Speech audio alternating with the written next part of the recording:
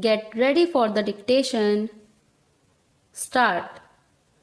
At the outset, I should like to state that we are not able to understand some of the secrets of the railway board and the policy which they are following.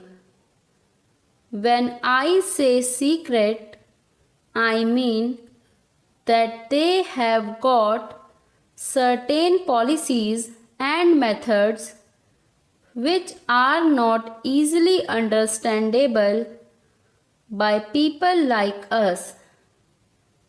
There is no proper organization through which the ordinary railway laborers and their associations could represent their grievances. The Honorable Minister was pleased to say the other day that there is the Railwaymen's Federation. But I must tell him that the practical difficulty of all the unions in the railways is that they are not able to push their case through the Railwaymen's Federation.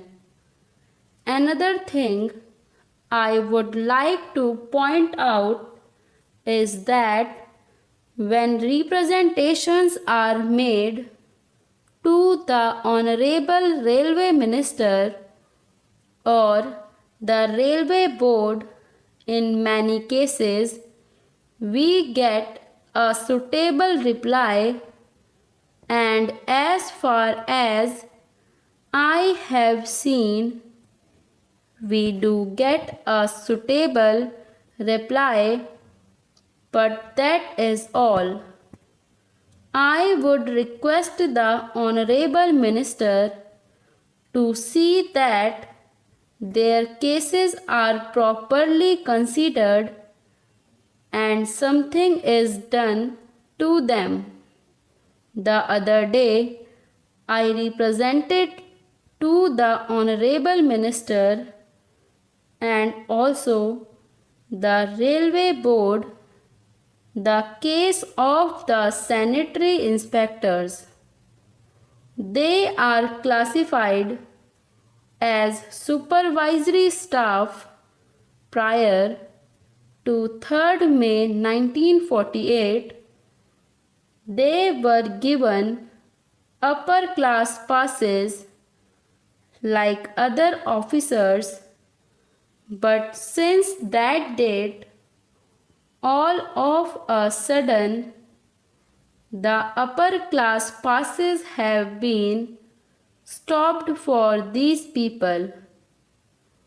We do not understand why this discrimination should have been made against these sanitary inspectors.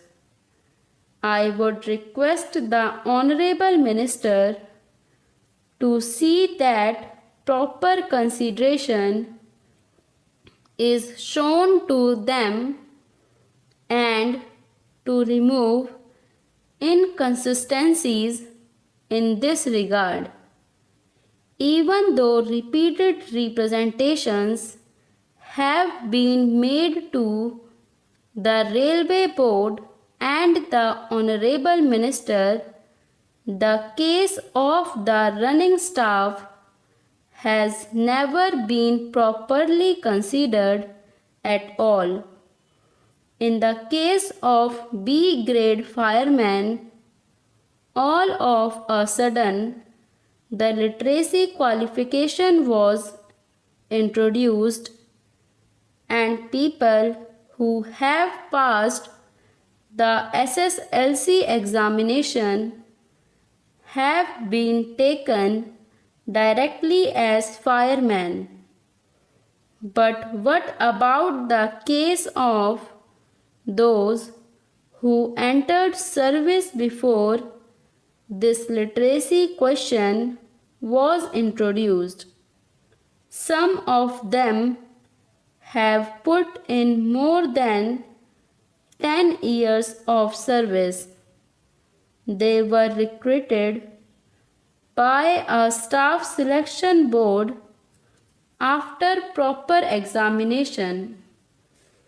They were never required to pass the SSLC examination when they entered service.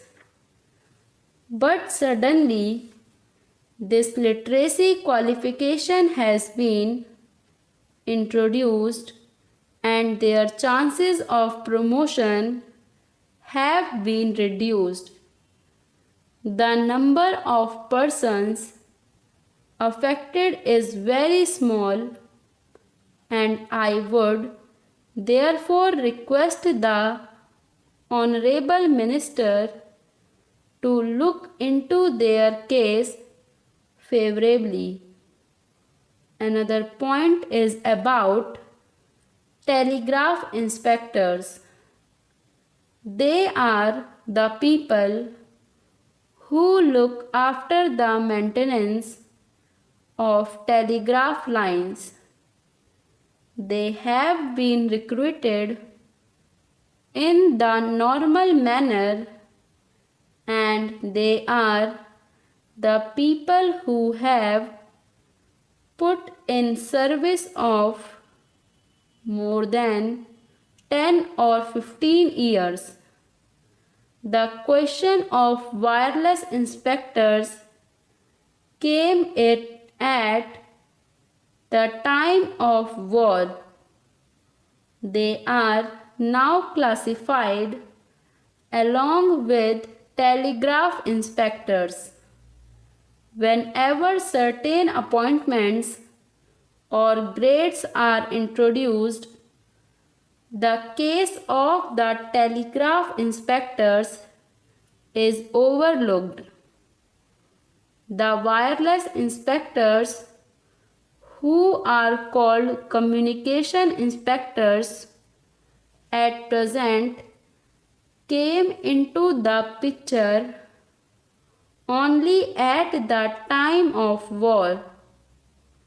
Now, what happens is that the telegraph inspectors who have put in a service of more than 10 or 15 years and who look after the work which was used to be done by the wireless inspectors are neglected and overlooked. I hope their cases will receive the deepest consideration of government and a proper solution will be found. I now come to the grievances of travelling ticket examiners. Representations were made by them that they should be classified as running staff. They are not sitting staff. They have been representing that they should be classified as running staff along with drivers and firemen. Their cases have also been overlooked. It is a small case, and the railway board can easily understand it if only they have a mind to look into the matter.